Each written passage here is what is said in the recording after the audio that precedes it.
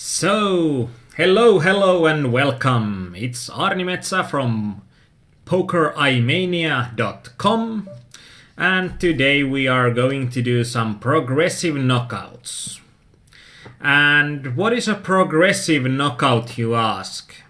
Today we are focusing on 90 players progressive knockouts in which the bounty prize pool is the same as the regular prize pool.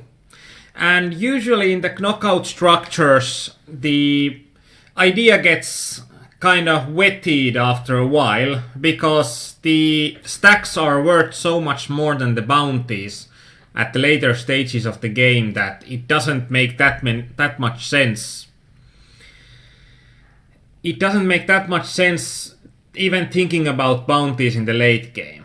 But when we are talking about progressive bounties, PokerStars has found a way to increase the meaning of the bounties in the late game. So in a progressive bounty, when you knock out someone in the tournament, you'll get half of the bounty that you can see here.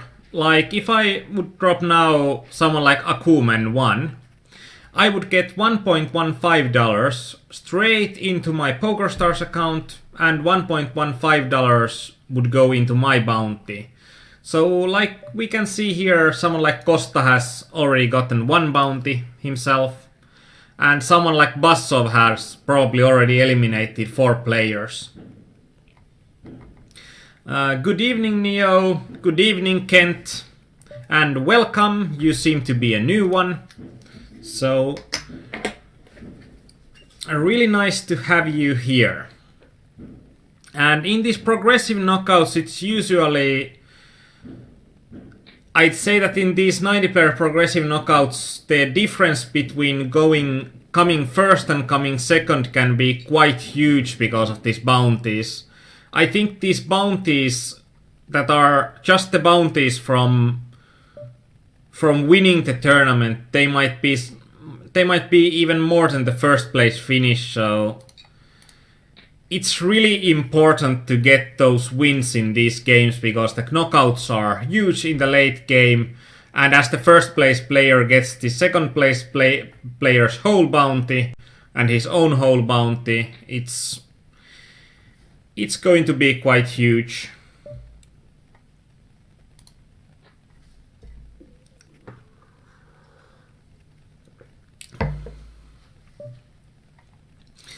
Here with sevens, there were two limpers, and we were thinning the crowd a bit by raising, but I would like to have a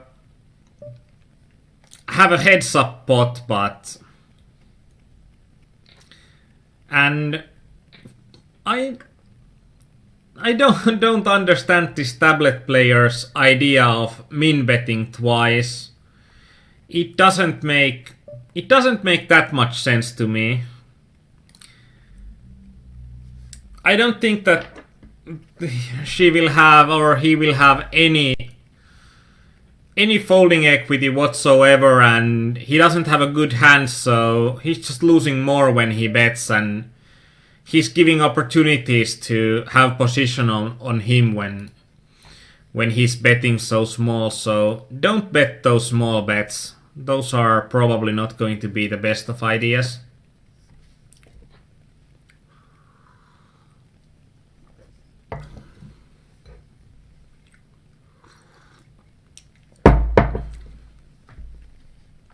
So I could ask you that, as this is the last coaching session that I'm going to hold this year, Kaleon might hold a special on him getting the Supernova Elite.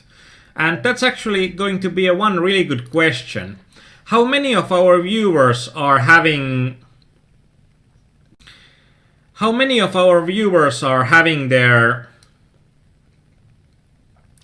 having to do something for their poker goals this year? Like, I think there are still about 3 days to go for the year, so you still have a chance to achieve your poker goals. But how many of you have still poker goals to achieve this year, and how many of you are just going to think about the next year already. And in this structure, you can see that you would first think, when you are thinking about the structure, that okay, the bounties are always rising with $1.15 increments. But as we can see here with this Miras 06, that the bounties can increase also with odd numbers. So, for example, if I would now knock out this Miras, I would get 2.54. $2.59 added to my bounty. So the bounties can get quite wacky, and it's pretty hard to understand where it has came from. And last time we did these progressive knockouts, I think one tournament started in every 15 minutes, and now they are starting about twice as quickly. And Marcus Y just won a $11 Turbo MTT on 888 poker. That's great.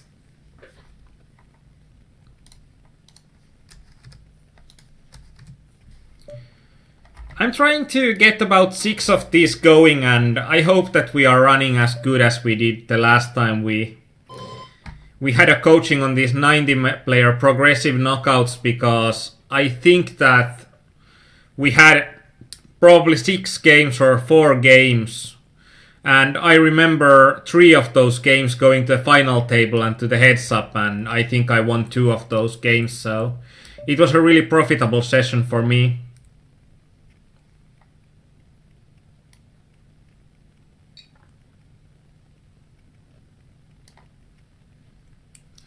Neo, you got your volume goal for the month, so you are finished for the year. That's good.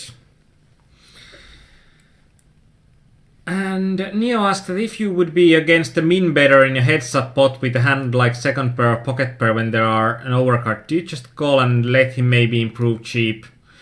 That's the point with someone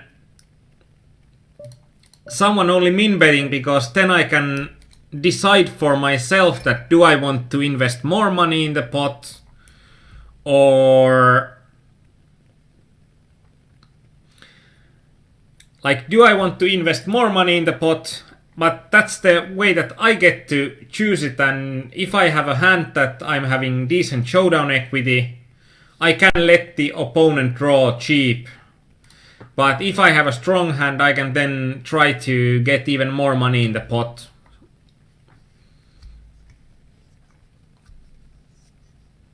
So that's like a question of thinking about the whole range. Like, there are some parts of our range that the min bet keeps the pot size smaller, and then it makes sense for the player to do the min bets. But pretty much the problem after that will be that even though there is one part of our range that he will play good against, he will play quite badly against other parts of our range.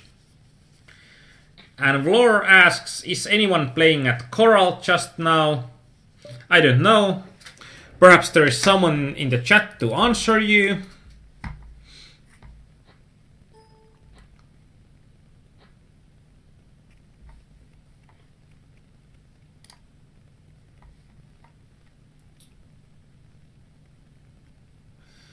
I updated the PokerStars software to the latest version, and now I seem to be like completely, like, I don't want to see the advertisements for the other tournaments in the middle of these, and I must say that I'm pretty confused on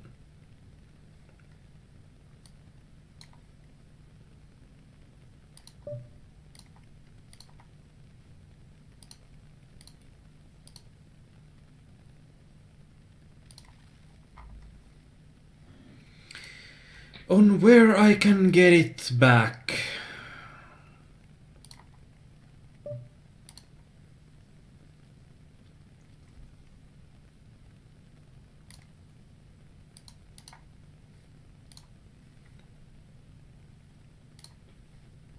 Okay, I had those off, but those tournament announcements still came to me, so...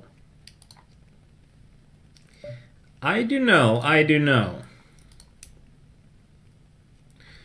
Vlor just lost connection about 10 minutes ago and can't log in anymore.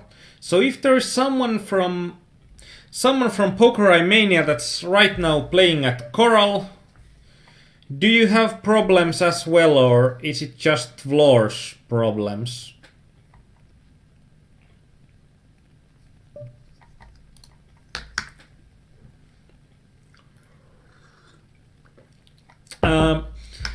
In the chat I said previously that these 90-player progressive knockouts, these are great games to include in your MTT routine especially if you are playing MTT sit and goes in Poker Stars. Like most of the game, you can just think about chips and just think about increasing your stack size, and there are some spots that you need to think about it as a knockout, but I think that you can do quite well in these games by just thinking about these games as regular MTTs. And these games are also easy in the regards that you can always see the amount of knockouts or the knockout word, so it's easy to understand that this game is a progressive knockout game. And I think the best kept secret in these games is that these are, at least the last time around that I played these were unbelievably soft. Like, I don't think the regular players have found these games, and you can pretty much see these. Like, I've got guys here in the 90-man progressive knockout that are playing close to every hand, and they are playing it passively, and I don't think that there are too many regs in these games, and we are going for the knockout here, and we are actually having a good spot to knock out both of these guys, and I think this guy is quite likely to be one that's going to be eliminated. Because I think that these guys that are playing a lot of their hands, they want to get rid of. They want to see the flops, and every hand is a chance, so I think that's one spot that it's going to be way better to shove and hopefully get this Creature's money.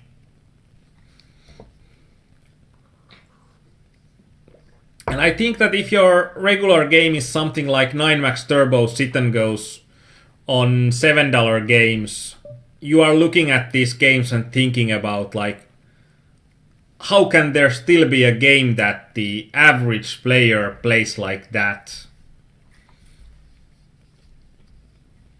Actually, we could look at one lobby that how many players, like, there is one reg that I know, 2 regs, 3 regs, 3 regs out of 90 players. I think there might be some more because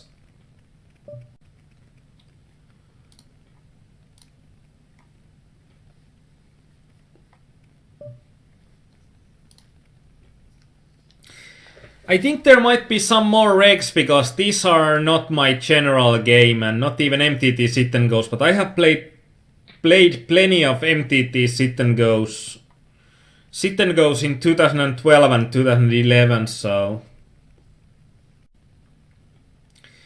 I should know pretty well. Can I get this off? No.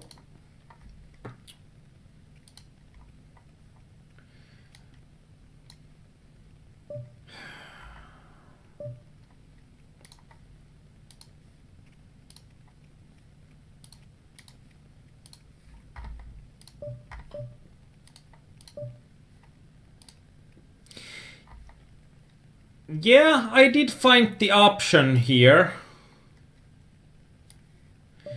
And it's like it's off, but I'm still getting those announcements. So it's like it doesn't work, so... We got a call from 8 deuce off. So it means that against this Sakis guy that we'll know from the monkey at the button, we are not going to shove light on Sakis, but we are going to shove a wide value range. And this is one of the good points in these games, like in the knockout games, it's not necessarily...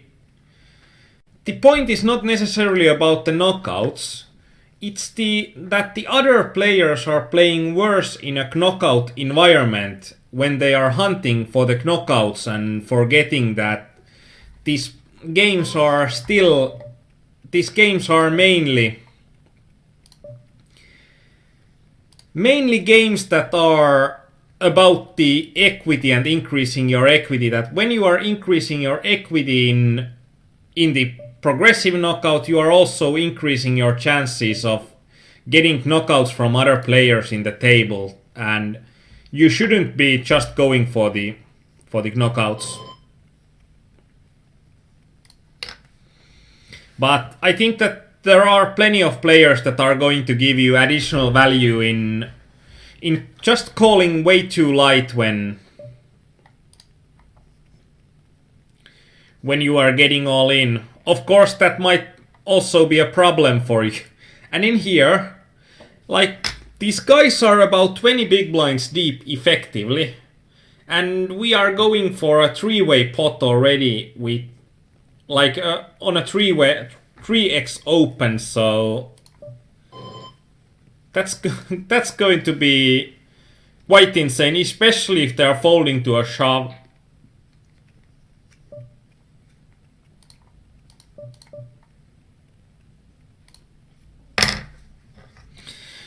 I don't know. PokerStars seems to be wanting to have me play the Sunday Million or something.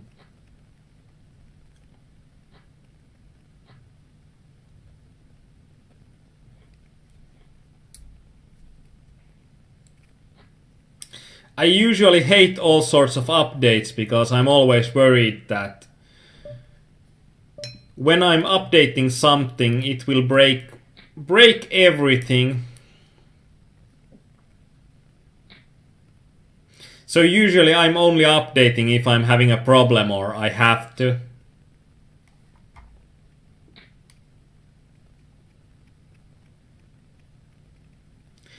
And Neo asks maybe a stupid question, but for someone like me who is totally wired, actually in here, we are getting a donk bet out of a 3-7 board, and I think there are going to be plenty of good opportunities. This is a bit of a special play. I think this guy that limps and he has already gotten a big stack and has gotten multiple bounties, I think that he's going to be apt to call bad. So I'm giving him an opportunity with a value hand to shove there and have an opportunity for him to do something that is going to be worse than if I'm opening for something like 3x in here and he calls that, and we actually got it in good against this 5-5, the best 5-5.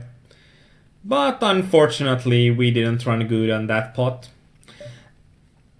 And if you are wired towards ICM, I think it's mainly going to be two things that you need to adjust. And one thing is that you are not having a lot of fold equity on other guys. And especially when these are knockouts, you are having even less fold equity on your opponents. So that's something to really keep in mind. But also it's going to be that when other people are, for example, summing into you, you can be calling a lot wider. And you can also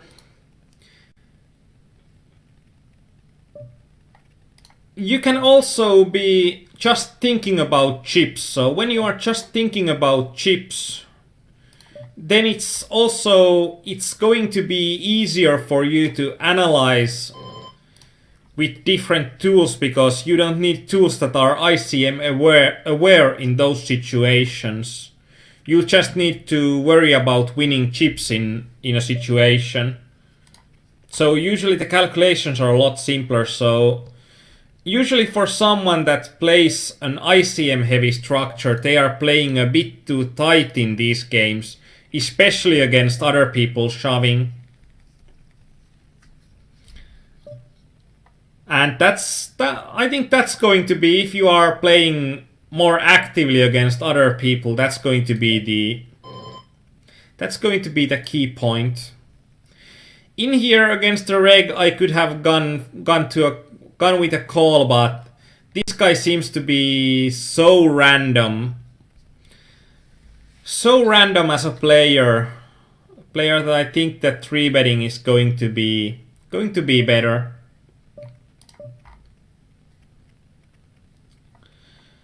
Two random players. Actually, if I would be on the button or small blind, I would be shoving this ace-7 off, and it's going to be really close right now. In here, there's the opportunity for one cheap bounty, but I don't think that when the opponent is shoving from the early on that we are going to have good enough equity against him. But I'd say that for MTTs, I think you will do quite fine, because there are, like in an MTT generally, there are more hands to generate an edge on other people. And usually I think the opponents are also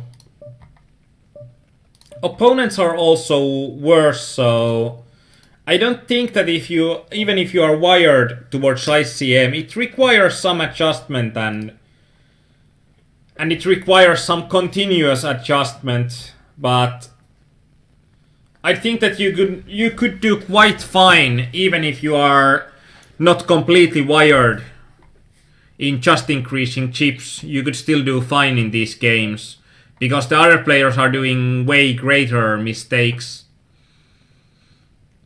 in general.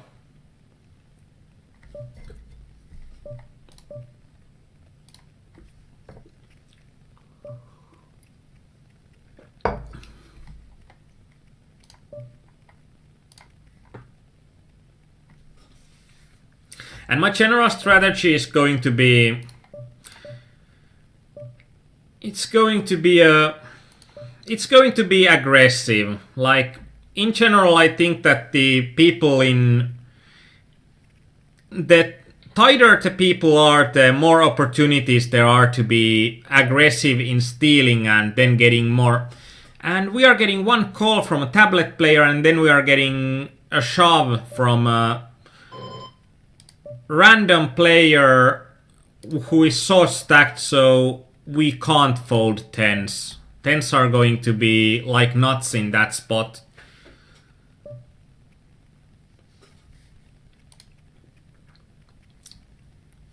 And we are, I think those are the, that is generally a situation that if you are, we had like two hands against this guy that looked to be quite random with the stats, like playing a large portion of his hands, even though there are just 12 hands on him. So those are situations that if they are good players, we would have played probably both hands a lot differently, but in that situation, I just don't think that there are.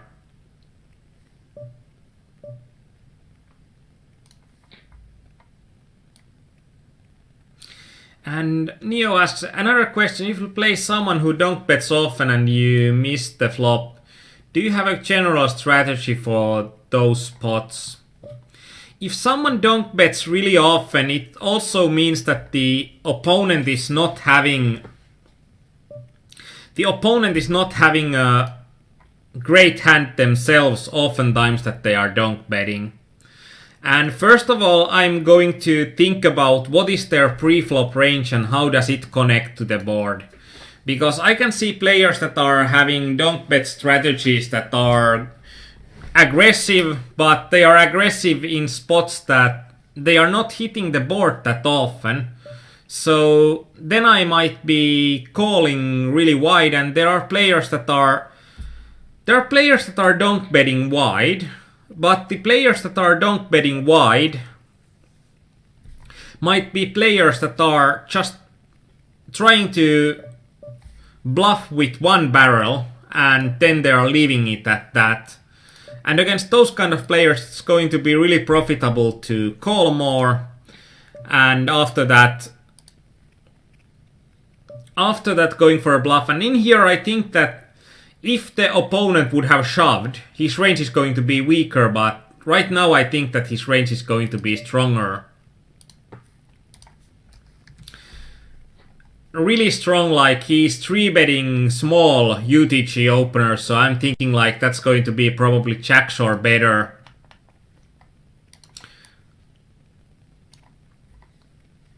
So generally, the more someone bets in a situation, the more likely I am to call or raise the opponent.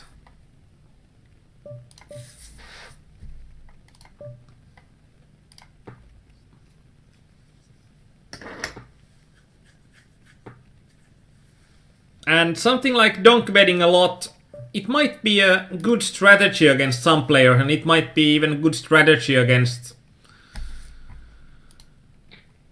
And in here, I don't think that our opponent, even though he 3-bet us when we opened from UTG the last time around, I don't think that he's going to be...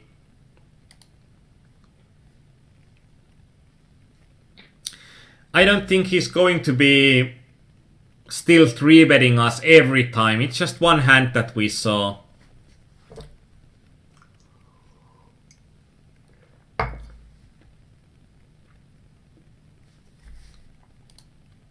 But, and just to add a bit more to the answer to Neo, like when we are thinking about a player that's wired for ICM, so then someone who's wired for ICM is doing more pot controlling and keeping the pot small, because ICM usually, the risk reward ratio with ICM heavy structure is going to be better when you are playing for a small part of your stack than if you are playing for the whole stack. And if you are playing a structure with next to no ICM limitations, like most MTT structures are early on, in those structures you just need to be also a bit more aggressive and pot control less,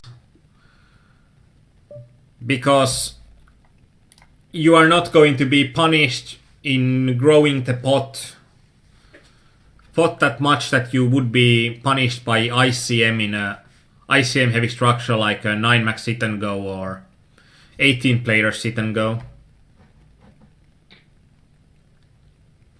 And actually in these games that I said my general strategy is going to be aggressive, I'm not trying to be loose aggressive at the early on, because I think that in these games that if you are just playing tight and aggressive, it's going to be a really good counter for most of these opponents' strategy to play loose and passive. So if we are playing tight and aggressive, we are going to play a really good counter strategy on most of these opponents. And this table is like art. I think there are like... I'd say I would like to play almost with every single player on the table.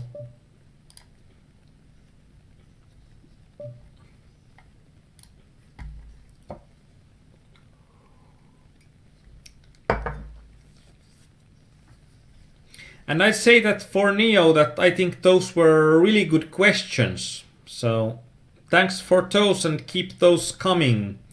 Because we are playing MTTs, there are almost always 9 players per table. So the hands are coming a bit slower than what we are used to in the sit and go series before.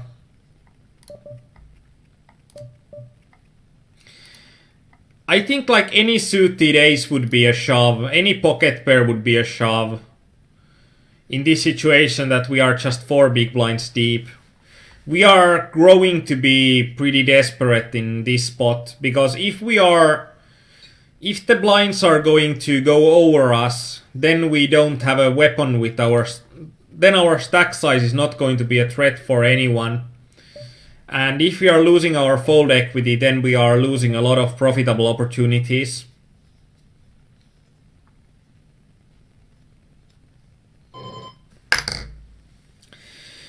Oh well, we had an opportunity to get a decent sized knockout, and especially in these games it's going to be pretty horrible to lose your fold equity. But if you are losing your fold equity in these games, it's going to come even before that than in the other games, because there are always the knockouts and players can be calling you really wide because of the knockout. Oh, we were running pretty nice there, and we got 2 knockouts in one.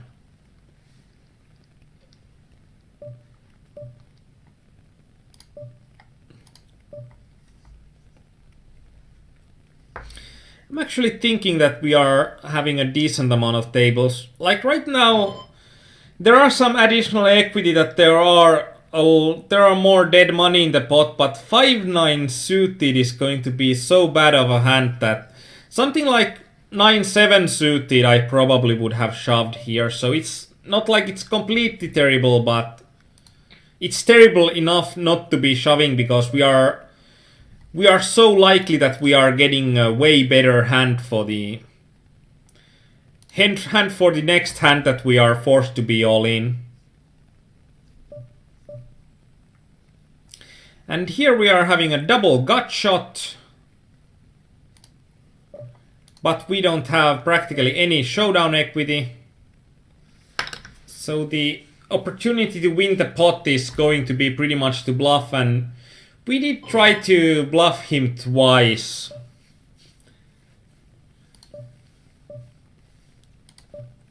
And I don't think that if an opponent calls twice, I think we can get something like a flush draw to give up, but I think that his range is going to be so much towards a weak jack at that point that when we don't just have an opportunity to make him give up, then we'll just need to give up.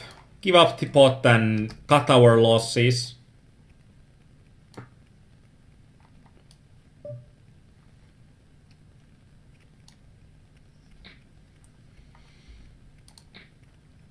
And Neo asked, for what hands are you looking when you are a crippled micro stack in a knockout? I'm trying to look for hands that are playing well. And if there is something like someone has shoved from early position and I'm in late position with a crippled stack, I might be inclined to take a call with a hand which is suited and connected, or something that we'll have decent equity even in a 3-way pot. But usually in those situations, when I'm like UTG, I'm just trying to find out a hand that would be just slightly worse than a 50% hand. Like on average, I'm going to get a 50% hand or worse. Or 50% hand or worse, or 50% hand or better. And actually in here, this is going to be a nice idea. Even though there are 2 large stacks, we are going to have there's a really big knockout with this Ivan, and it's like only 2 big blinds. So this was a really knockout specific situation that we are getting really great opportunity to min raise. And when we min raise there, we can still fold to these guys if they are shoving or 3-betting. But if they are folding, we are getting it in and we are trying to get a $4 knockout from this Ivan. And that's something that worked perfectly.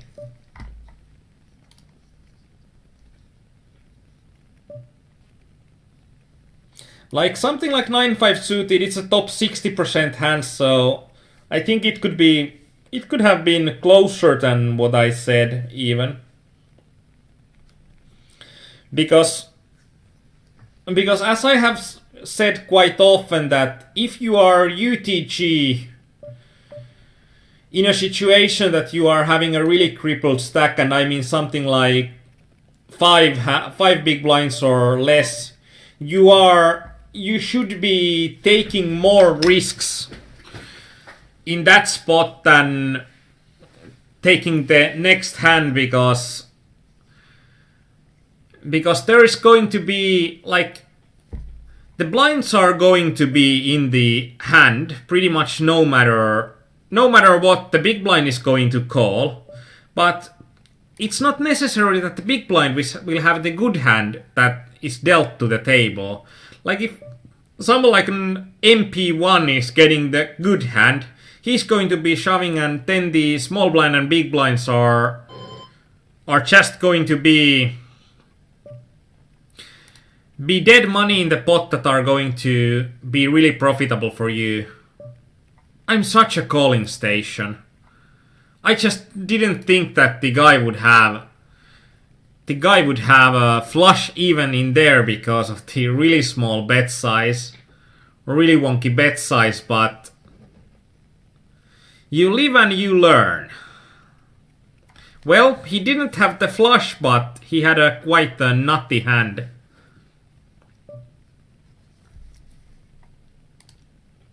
And it's of course, it's different, like if you are having 5 big blinds, you are not completely desperate, so like you are not going to just go for a top 60% hand and shove. But you are going to increase your odds in getting a big stack if you are increasing your odds to getting a workable stack in that situation, rather than if the blinds go through you, you are having 3 big blinds. You are not going to, for the coming orbits, you are not going to have as many plus EV opportunities than you would have with a larger stack. Marcus, why? I'm not going to do that mistake twice, but I must say it was really close this time around, so. I want to keep our German viewership.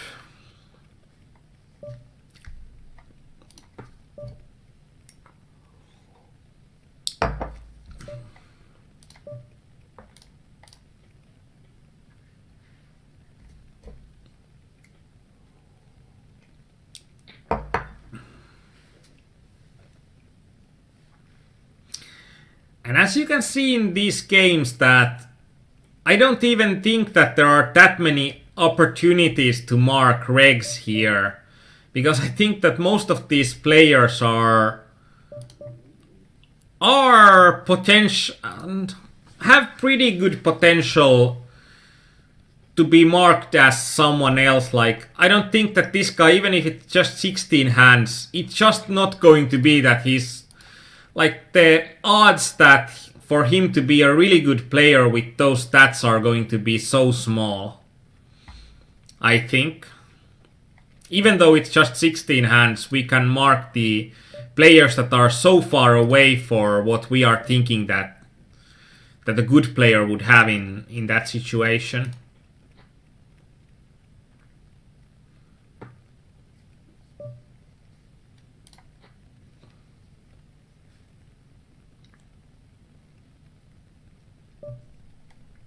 But like I think or practically every part of poker is about thinking about ranges. It's about thinking about what is your opponent's range to do a certain action, and how would you play against that kind of a range? And of course it's also being aware of your own ranges and how can someone that would play perfectly against you. And actually in this game it's going to be quite the fine point in here that always in a progressive knockout sit and go or progressive knockout tournament, the guy with the largest progressive knockout is having a red crosshair. So we'll know that this Tony W is having the biggest knockout in the game. And we are actually not in the top part, even though we are having a really nice knockout. We are still not having the largest knockout. Ace-9 suited, I think that it's going to be a hand that even though there are so many players behind me, it's going to be plus EV if I shove it. And I don't want to be min-raising it because I pretty much need to still be folding it against shoves, and there are plenty of players that might be shoving against me pretty lightly. And now I hate life a bit against this guy. I think that we are having some showdown equity. And now I hate it even more. Practically we are playing the board. So if our opponent is having a deuce or a 6 or a higher pocket pair than 6s, he limp called in that situation.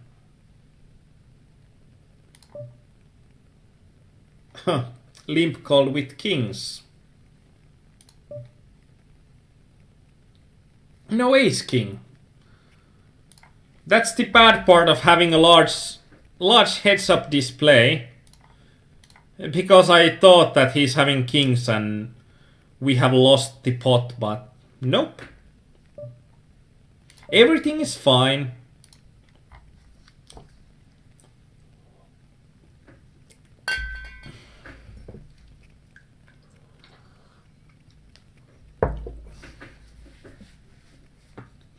And one of the best part of playing an MTT session is that you are always guaranteed to have a break at 5-2 every hour, and that's something that I think for MTT players is going to increase a lot of how long a session you can do and how much volume can you do with the games.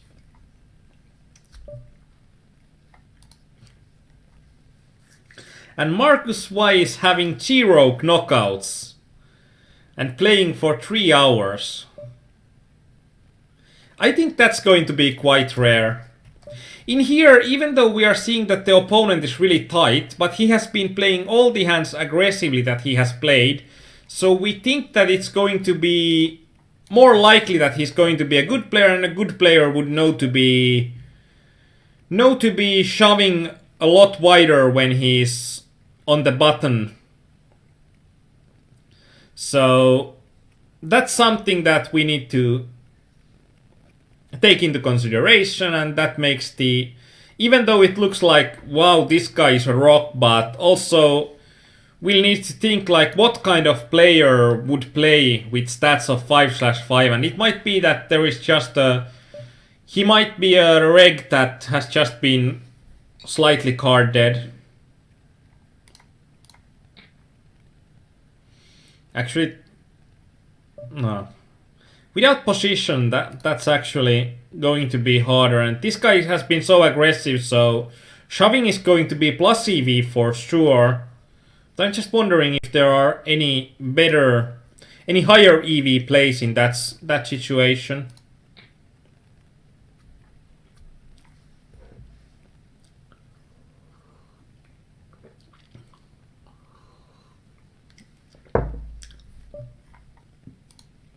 I'm usually, when I'm having less action on the tables, then I'm usually marking the players that I think, and it's like when we are marking players, we are not Moses that's carving the commandments into stone. No, we are just mainly guessing that if an opponent, and this is going to be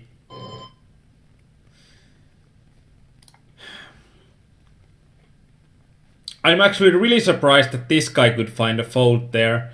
If there would be another short stack, I would have been going all in with the pocket trees so quickly, but this guy protected now, this guy shove a lot.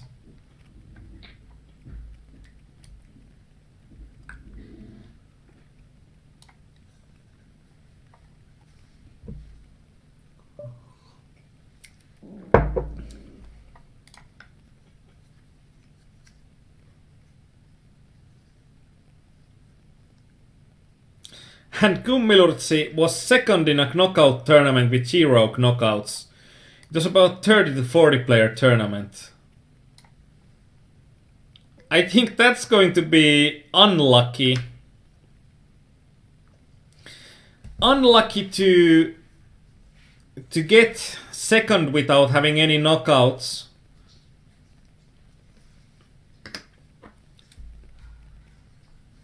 And as I said, that these progressive knockouts, they are keeping it a lot more interesting, because the later stages of the game goes and the higher the equity of the stacks, the higher the knockouts as well. So the higher knockouts mean that you'll always need to think about the knockouts. And I think that's going to... I think that's great.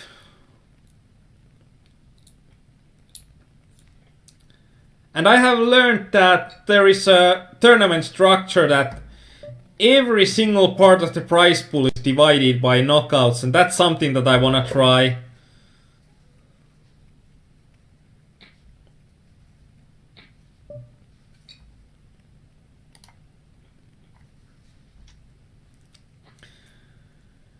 Like, there are 470 players eliminated from Marcus Y's tournament that Marcus Y hasn't personally eliminated.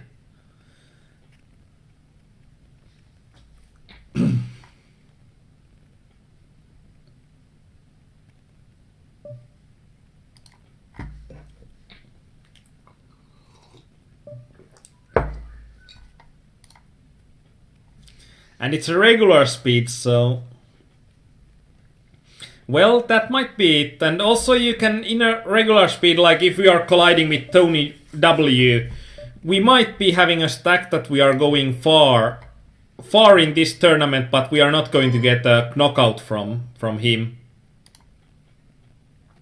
So it's also that if you are playing a bit more actively, you are a bit more likely to have a big stack in the table, and if you're having a big stack on the table, if you are colliding with another player, you are a bit more likely to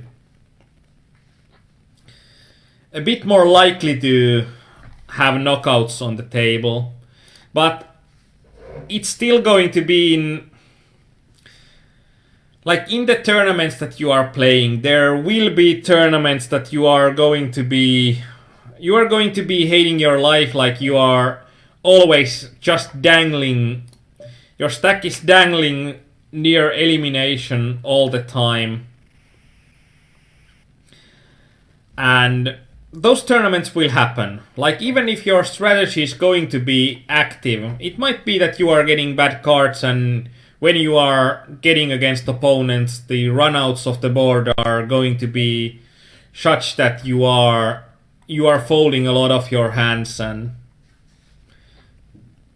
you just need to play well and play a good and aggressive game, and on the average you will be earning those knockouts. But there will be games that you are not knocking anyone out.